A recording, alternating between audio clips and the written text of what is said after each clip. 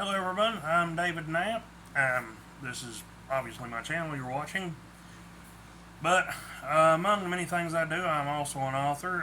My first book came out a little over a year ago. It's called Aberrations, a collection of dark short stories, and I will now read the introduction and, I'll give you a little background. Several years ago I went through a divorce, and I've struggled with depression most of my life. And it got really bad. Writing has always been an outlet for me. It's how I stay sane. And I suffered, depression. I had nightmares. I was suicidal. It was bad. Luckily, I'm past that. I'm married to a wonderful woman. Things are going great. A lot better than I ever had in my life. But because of her and my best friend Gilbert Felton, if you're watching this, thank you, Gil.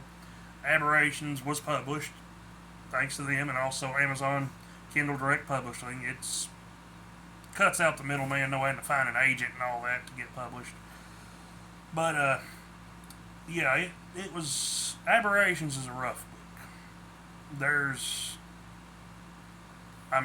it'll be one of those that whenever you see the video posted on YouTube, it will not be made for kids because there are stories of rape, murder, and just like I said, it was and suicide. It was bad.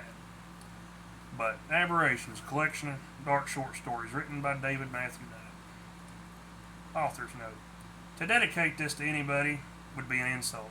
To say this is based on my life would be a lie. To those that read this, I want to say this to you. This was written during a state of deep depression. It was my way of coping with a bitter divorce and many other issues I faced alone. I wanted to find a way to purge myself of some of the pain I felt. Maybe by writing this, I may someday be free of the pain that haunted me. To those that read this, understand it's fiction. Any and all similarities to any persons living, dead, or otherwise are merely coincidental. There are acts of rape, murder, and other forms of depravity. I do not condone any of them. Some of the following stories were based on nightmares I had. As I have stated, this is a work of fiction, but if you stumble upon a house occupied by a demon, or if you find a cave filled with bones and the thrones of the gods of flesh and bone, I urge you to be respectful and leave things alone. Hope you enjoy the following stories despite their disturbing nature. The first half of this book follows a young man named Perry. In the midst of a suicide attempt, he meets death. Before he can expire, he must hear the tale of 10 unfortunate souls. The last part follows a demon named Ferox. He must stand trial over his decisions. The story will encompass the lives and deaths of many people. It is my hope you enjoy the following tales. When I originally wrote this, I'm afraid to say I planned on finishing it and committing suicide.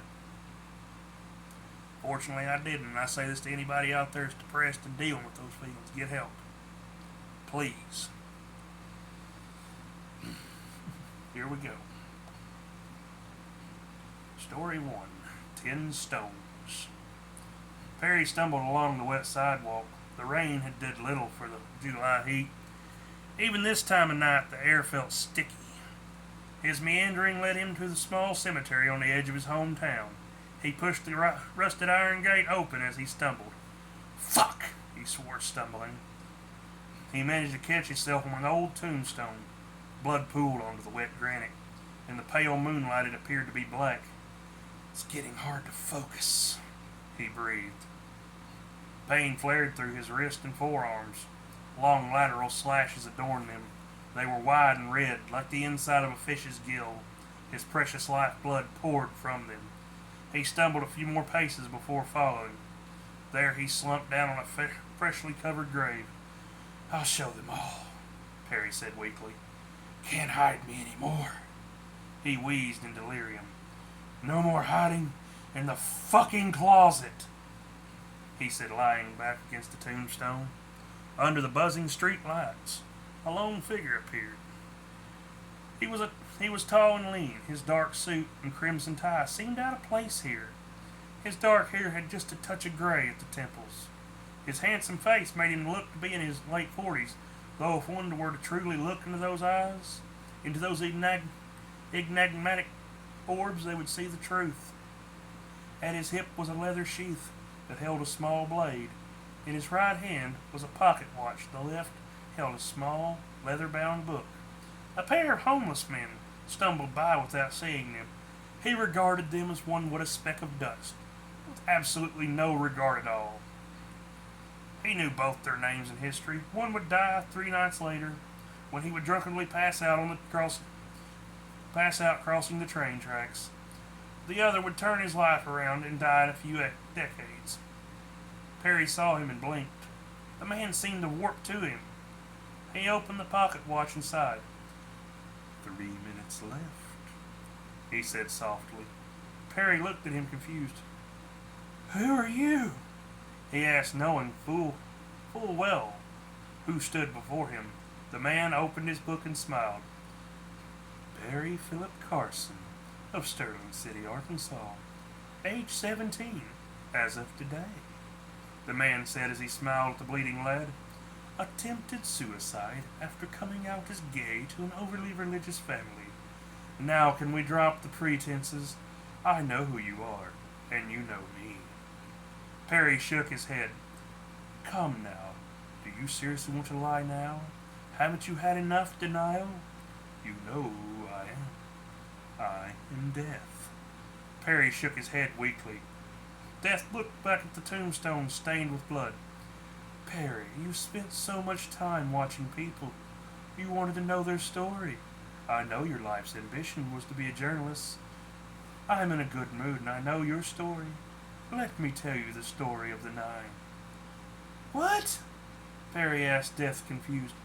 You stained 9 graves with your blood. I feel you should know their stories, Death said with a cold smile. That was the first part of Aberrations, a collection of dark short stories written by me, David Knapp. I will continue to read the rest of them in later videos. Like I said, I will put a disclaimer at the beginning of each and every one of them. So if there is subject matter that is going to make you uncomfortable or you don't feel you can handle it, I understand. Skip it. Don't listen to it. But I hope y'all have a good night.